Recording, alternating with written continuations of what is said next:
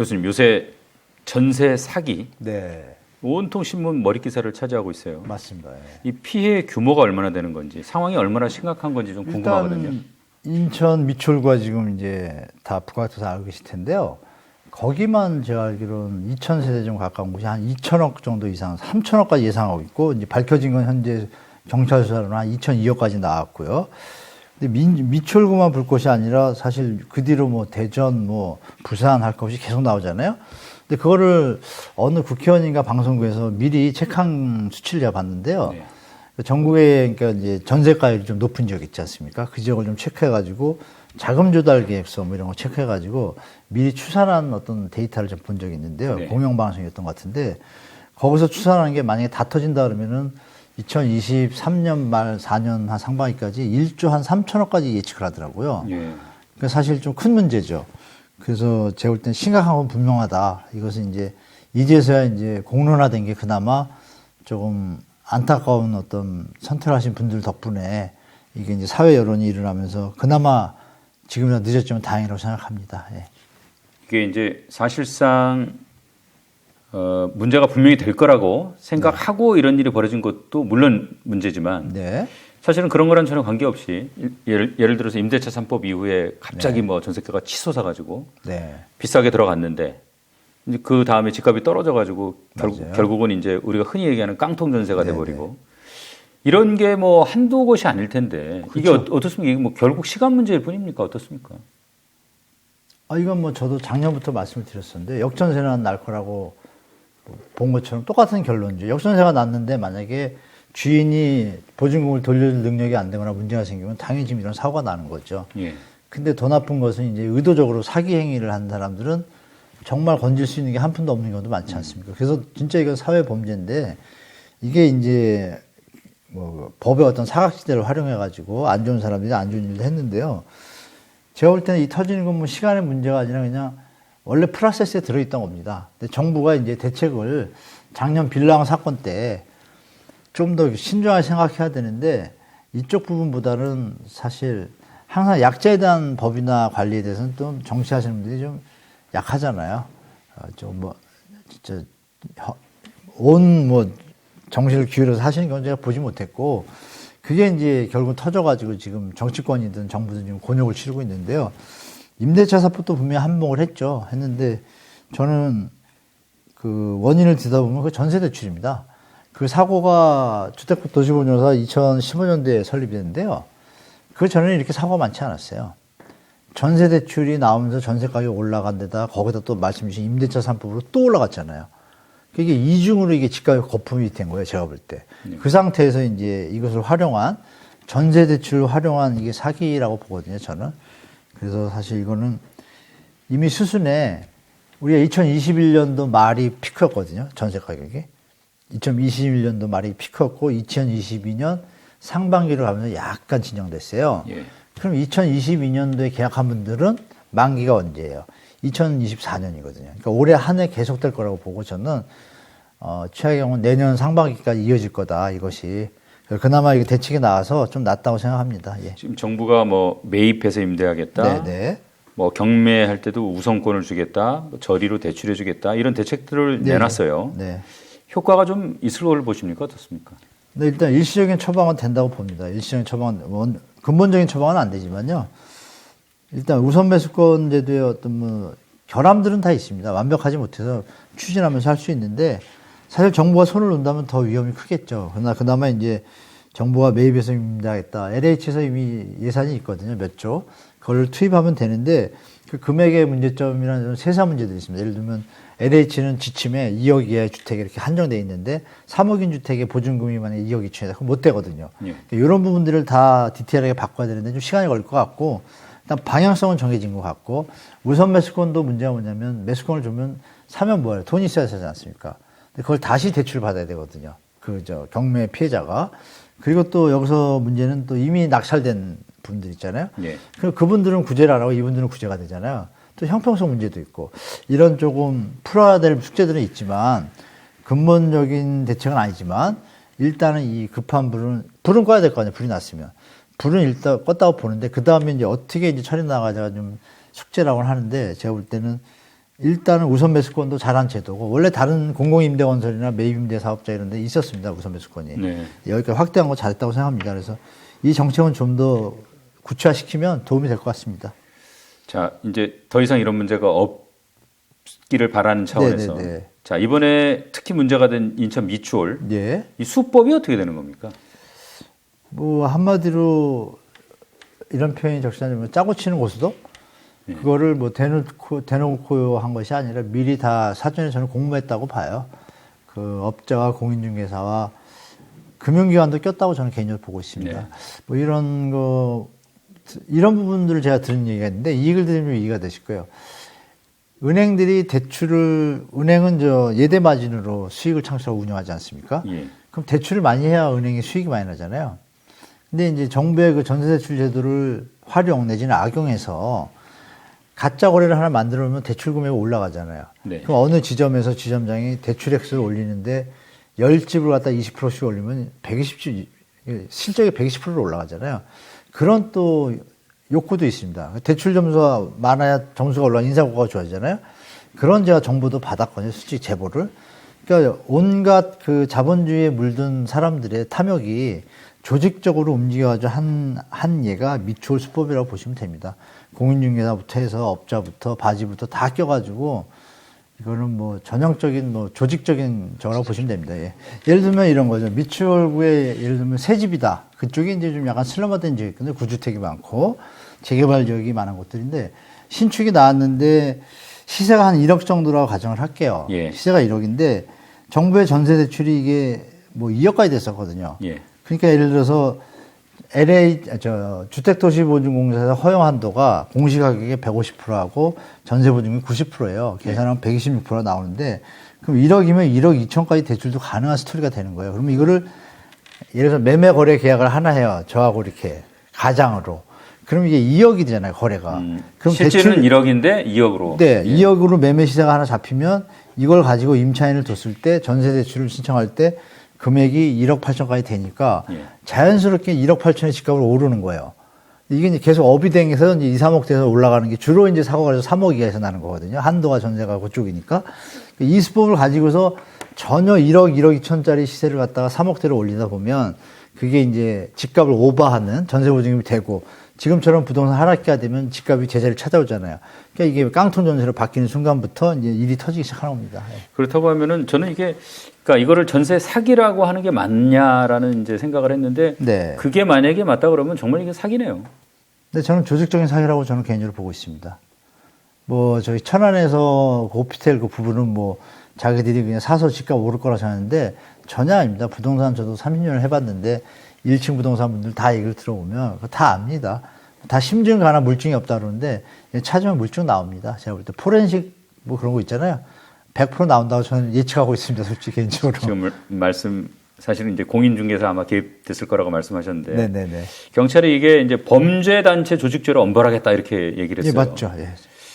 만약에 공인중개사가 개입됐다고 하면은 이게 처벌이 가능한 건가요? 네, 그건 원래 공모죄로 처벌이 되게 지금 되어 있습니다. 아. 다만 이제 물증이 없을 때 심증을 가는데 이런 부분에 대해서 지금 사각지대가 있어가지고 공인중개사 처벌을 많이 안 받거든요. 이건 뭐 간단합니다. 만약에 공인중개사라는 건 국가에서 국민 주거복지 안정을 위해서 자격증을 준 거잖아요. 이분을 믿고 거래를 하라고. 근데 나라에서 지정한 사람이 사고를 일으킨 거잖아요. 의도적이든 의도적이지 않던. 그럼 여기 뭐가 문제가 있는 거예요, 시스템에. 정부를 믿고 한 건 똑같잖아요. 대행인이니까. 그러면 결론 나왔죠. 공인중개사가 페널티를 받는다고 하면 이런 거에 공모하라 그래도 안 하고 비슷한 문제 거리가 있으면 하지 않습니다. 뭐 공인중개사분들은 제 얘기에 다 동감하실 거예요. 보면 사고가 날지 안 날지 알거든요. 안 하면 되는데 해도 벌칙이 없는 거예요, 지금. 그러니까 그런 부분도 이번 대책에서 공인중개사가 꼭 공모했다는 증거, 뭐 둘이 짜가지고 식당에서 우리 이렇게 해먹자 이런 거가 잡히지 않으면 처벌 못한다는 알량한 대책으로 할 것이 아니라 이 길에 그것도 법을 넣으면 공인중개사 반대할 일이 뭐가 있습니까? 그걸 분간을 못하면 공인중개사 하면 안 되죠. 분간할 능력이 다 계시거든요. 조항을 넣는다면 그런 페널티가 제가 볼 때는 다 자기 자식 같으니까 사고가 일어날 확률이 뭐 급감하겠죠. 뭐 지금은 한 5% 10%도 안 되겠죠. 네. 정말 이 피해자들 사정 보면 참 딱해요. 딱한데 이게 네. 이게 주변 집값 시세라는 게 분명히 있을 것이고 네네. 이 보증금이 과한 건지 아닌지 네. 조금 발품 팔고 노력하셨으면은 좀 알 수도 있지 않았을까라는 그런 좀 아쉬움도 있거든요. 이게 일단 당사자가 좀 조심했어야 되는 거 아닌가 이런 문제제기에 대해서는 어떻게 생각하세요? 그런 얘기를 하시는 분들은 제가 좀 만나보고 싶습니다. 얼핏 저도 한때 그렇게 생각을 했어요. 아, 그 정도는 못할까? 근데 여러분 생각해 보십시오. 대학 교수님이 자기 아는 얘기를 암만 해봤자 초등학생 못 알아듣잖아요. 저도 더듬어보면 제가 대학을 졸업해서 나왔을 때 계약을 할 때 공인중개사가 있으면 그냥 그 사람 믿고 합니다. 상식입니다. 아마 앵커님도 젊으셨을 때 혼자 다 공부하셔가지고 알아서 아니죠. 공인중개사 다 알아서 했을걸요. 그때만 해도 사기꾼이 별로 없었거든요. 예. 제가 볼 땐 이거는 본인이 알아본다고 해봤자 그쪽에서 속이려고 하잖아요. 예. 그 속이는 걸 아는데 한계가 있습니다. 왜? 예. 업무를 뭐 하지 않고 며칠 동안 조사를 해야 완벽하게 알거든요. 30년, 20년 한 사람도 정확하게 알려면 본인도 봐야 되고 신분증도 대조해보고 할 게 많아요. 등기부도 봐야 되고.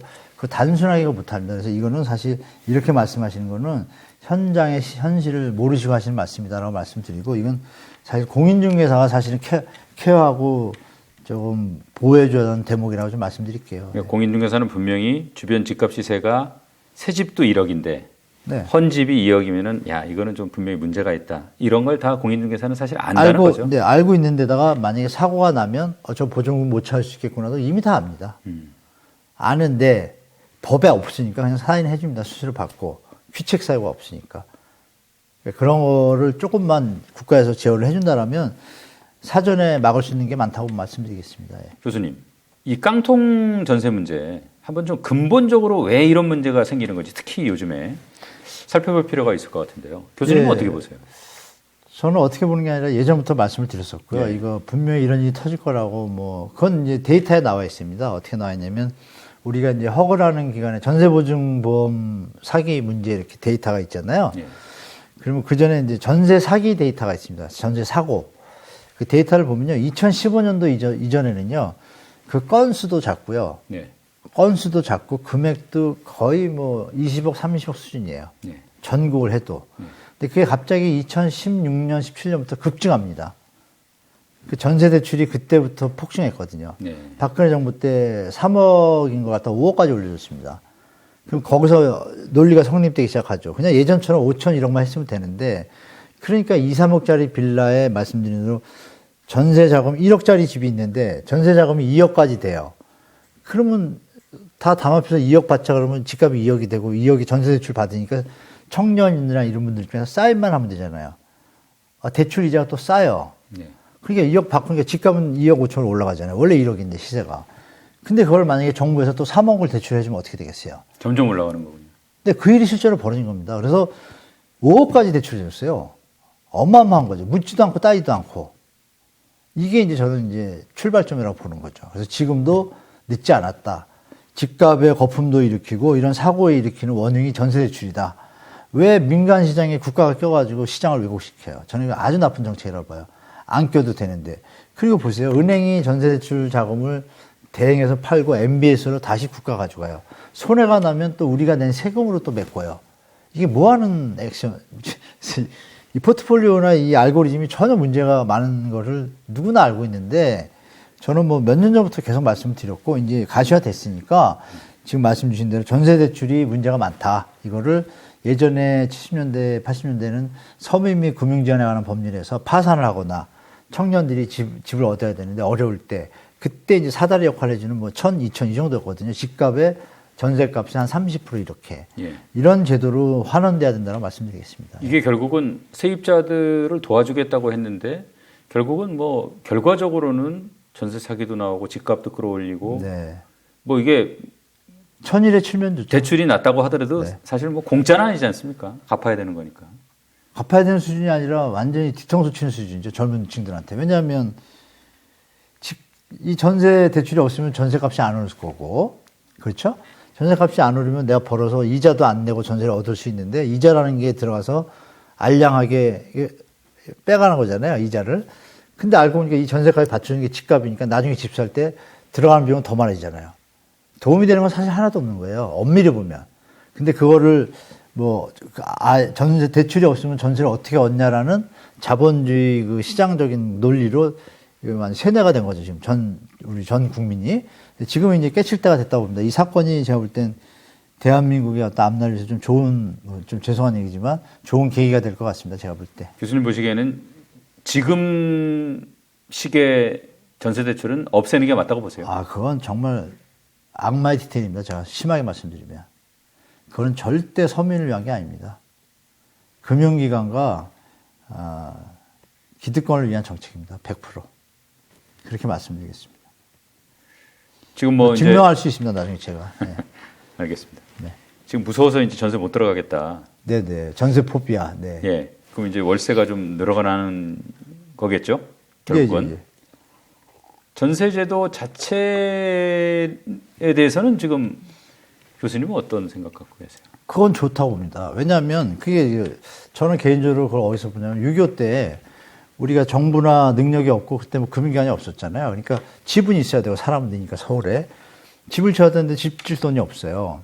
근데 저 사람은 집 살 돈은 없지만 전세 돈은 있는 거예요. 그만큼만 돈이. 그러니까 거기서 사금융으로 이루어진 거예요.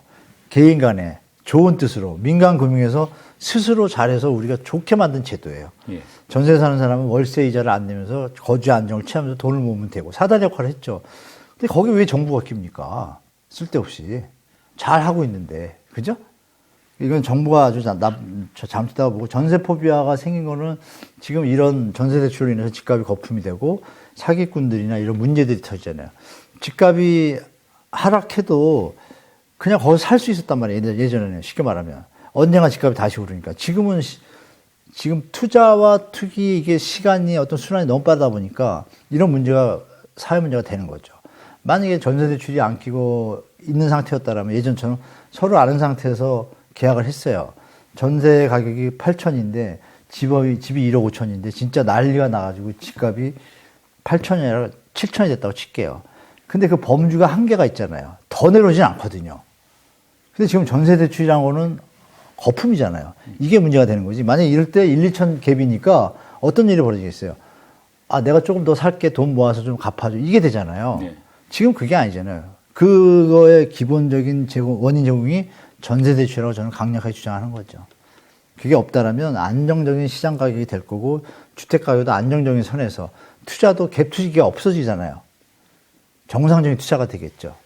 그렇게 되는 게 좀 국가 발전을 위해서 또 저출산이 지금 심각해지고 있으니까 청년들을 위해서 저는 빨리 바뀌어야 된다고 말씀드리겠습니다. 지금 국내 증권사들 부동산 PF 대출 네. 연체율 보니까 2019년에 이게 1%대였는데 지금 네. 10%를 넘었더라고요. 10.8 찍었죠. 예. 이게 좀 많이 심각한 겁니까? 심각하죠. 중소 이제 증권사 중에요. 좀 몇 개가 좀 위험한 수위에 지금 이미 올라 있는 것 같고요. 또 캐피탈도 몇 개 좀 있는 것 같고 또 협자 들어가는 데 있잖아요. 뭐 신협, 수협, 농협 있잖아요. 뭐 새마을금고까지도 가는데 그런 게 지금 산재에 있습니다. 다행인 점은 뭐냐면 예전에 비해서 볼륨이 전체 볼륨으로는 크잖아요. 예. 120조. 그런데 이제 대부분의 한 40, 50%의 볼륨은 대형 은행 쪽에 많이 있어요. 저축은행하고. 근데 여기 두 군데는 이미 2008년 때 스터디를 많이 했잖아요. 리스크 관리가 되어 있습니다. 그래서 네. 큰 문제가 없는데 나머지 분들이 이제 문제인 거죠. 추경호 장관이 50조 풀어서 ABCP 유동성 확보해 줬는데 그것도 만기가 1년이잖아요. 올 10월이면 또 갚아야 되지 않습니까? 10월 안에 어떤 현장들이 처리가 돼야 되는데 지금 시장 상황을 보면 쉽게 처리되는 상황 느낌은 잘 안 오잖아요. 그래서 조금 보수적인 관점으로 시장을 바라보셔야 되겠다고 좀 말씀드리겠습니다. 이 부동산 PF 중에는 특히 어떤 형태의 그 부동산이 지금 좀 문제가 더 많습니까? 네, 맞습니다. 근데 브릿지론 형태가 제일 위험하고요. 그리고 그냥 본 PF 중에서는 비주거용, 이게 상업용이죠. 쉽게 말하면. 예. 뭐 사례를 제가 하나 말씀드리면 이해되실 겁니다. 코로나 전에 기업들이 막 경제가 좋아질 거라고 판단하고 있었을 때예요. 막 그럴 때인데 대한민국이 이제 급격하게 발전하고 이러다 보니까 또 이제 배달 사업이 이제 코로나 전에도 막 성장했잖아요. 예. 그러면서 이제 물류 창고가 상당히 모자랐습니다. 그래서 제가 기억하기로 2017년도 말부터 물류 창고 사업이 본격화됐어요. 예. 그래서 전국적으로 물류창고 사업이 어느 정도로 확대가 됐냐. 각 부동산 관계되는 대학이나 학회에서 세미나를 열 정도였어요. 그 정도로 가까운 황금알을 낳는 거위라고. 이 금융기관이 PF 사업이 황금알을 낳는다고 하는데 그 와중에서도 황금알을 낳는 게 이제 물류창고 사업이었습니다. 저렴한 토지 매입해가지고 인허가 잘 취득해가지고 짓기만 하면 물류 임차인들이 있으니까 중장기적으로 또 이어질 거라고 봤는데 코로나가 터진 거예요. 터진 상태에서 토지 대교 물류창고가 작은 것도 있지만 큰 것도 많거든요. 네. 보통 뭐 최하 500억에서 뭐 한 1000억 이런 게 많아요. 그러면 창고비도 뭐 이렇게 껍데기만 짓는 게 아니라 돈이 좀 들어가거든요. 몇 네. 천억 단위가 되죠. 그런 것들이 지금 다 제가 지금 추산된 거로 가지고 있는 정보로는 전국에 제대로 큰 게 한 60개 조금 안 되게 있어요. 큰 현장이. 네. 근데 그 중에서 아직도 사업을 영위하는 데는 11개밖에 안 남았습니다. 40몇 개는 다 스톱입니다. 스톱이라는 얘기는 부도죠. 쉽게 말하면. 그냥 몇 천억짜리들이 부도가 난 게 벌써 몇십 개가 있다는 거예요. 근데 그것이 지금도 트라이를 하는 거예요. 사업을 영위해 보려고. 자금 조달이 안 되니까 어떻게 되겠어요. 그럼 정리가 돼야 되는데 아직 정리되기 직전입니다. 그럼 그게 정리가 된다고 가정하면 거기에 땅값을 브릿지로 대출한 업체든 본 PF로 대출한 업체든 그 업체들이 주로 이 금융기관에 있는데 한 군데서 뭐 500억, 1000억씩 터지면 뭐 자본 지불 준비나 뭐 유동성에 좀 문제가 생기지 않습니까? 이게 이제 여러 군데 한 회사들이 좀 있는 거예요. 증권사들이. 한 군데가 아니라 이제 그런 데들이 좀 문제가 될 거다. 그래서 그런 투자 형태가 좀 문제가 되고 브릿지로는 본 PF로 넘어가야 되는데 저번에 대우가 왜 어느 울산에서 쭉 빠졌잖아요. 네. 신용공항 치고 그냥. 그런 것처럼 쭉 빠져버리면 본 PF가 안 되거든요. 그 자리에서 그냥 사실 망한 겁니다. 사실 제가 볼 때. 그럼 정리를 해야 되는데 지금 버티고 있거든요. 이게 얼마나 버티겠어요. 이제 그런 것들이 가시화되는 게 이제 저는 올해 아니라고 보는 거죠. 근데 다행인 것은 말씀드린 대로 주로 중소 금융기관에 있어서 조그만 지뢰라서 그때그때마다 충격은 있지만 충분히 감내할 수 있는 수준이다라고 말씀드리겠습니다. 아시는 분도 계시겠지만 네. 브릿지론에 대해서 좀 간단하게 좀 설명 좀 해주십시오. 어떤 건지. 예를 들면 이제 우리 앵커님이 제가 사업자고요. 예. 이 사업이 딱 토지를 보니까 물류창고를 하면 잘 될 것 같고 내가 아는 사장님들이 물류창고를 원해요. 예. 근데 제가 가진 돈은 땅값이 1000억인데 50억밖에 없어요. 100억이나. 예. 그거 할 수가 없잖아요. 땅을 못 사잖아요. 예. 그러면 어떻게 하냐면 땅을 일단 계약을 하고 이 땅에 대한 사업성을 다 검토한 다음에 이 금융기관에 가서 브릿지론을 신청합니다. 브릿지가 다리잖아요. 예. 다리 놔주는 대출이죠. 그러니까 원래대로라면 이 땅값에다 사업비까지 대출을 받는 게 제일 좋죠. 네. 사업성이 좋다라면. 근데 그 전에 확실히 안 되니까 이 브릿지론을 통해 가지고 이 과정 속에서 확실히 되면 대출을 해주겠다라는 금융기관이 있어요. 1금융기관에 2금융기관. 그럼 그 안에는 누가 해줘야 되잖아요. 그거를 이제 아까 말씀드린 이 금융기관들이 이게 수수료가 좋습니다. 네. 빌려주면 1년 정도나 2년 안에 땅을 계약을 하고 이 땅값을 대주잖아요. 완불하면 토지 소유권이 넘어오니까 인허가가 가능하잖아요. 그 인허가까지 완료가 되면 사업이 가잖아요. 네. 그랬을 때 이 땅값 했던 거에 사업 공사비까지 대출한 게 본 PF거든요. 그 브릿지론이 땅값 일단 다리를 놔주는 거죠. 그 브릿지론이 목적은 뭐예요? 잘 마무리해서 본 PF로 가야 되는데 마무리가 됐는데 본 PF가 만약에 신용이 막 경제가 안 좋아지니까 우리 못하겠어 그러면 어떻게 돼요? 스톱이죠. 그럼 그 땅값을 찾아야 되는데 사업이 진행돼야 찾던지 아니면 본 PF가 와야 되는데 스톱이 됐어요. 예. 딱 그런 상황입니다. 그래서 지금 이 브릿지론으로 투자를 한 증권사나 이 금융기관들이 좀 힘들어하고 있습니다. 네. 이 지금 어떻게 보면 정부 도움 받아가지고 버티는 현장이 많은 건데 네. 지금 정부 입장은 정확하게 어떤 겁니까? 공식적으로 밝히진 않았지만요. 워딩에서 우리가 찾아볼 수 있습니다. 추경호 장관이 작년 10월경이었죠. 예. 발표했잖아요. 다 뭐 관계장관을 해가지고 그때 했던 워딩을 우리가 잘 봐야 되는데요. 그때 이런 표현을 했습니다. 레고랜드 사태로 발생한 신용경제 우려로 인해 건설사의 유동성이 급격하게 악화되어 자칫 경제 전체의 금융위기로 확산될 것을 막기 위해 정부가 긴급 지원한다. 50조를.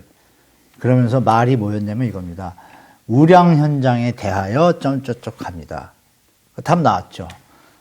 그리고 부실 현장이라는 얘기는 대놓고는 얘기는 안 했습니다. 부실 현장은 안 도와주겠다 이런 얘기는 안 하셨어요. 네. 그러나 우리가 뭐 바닷물을 먹어봐야 짠 건 아니지 않습니까?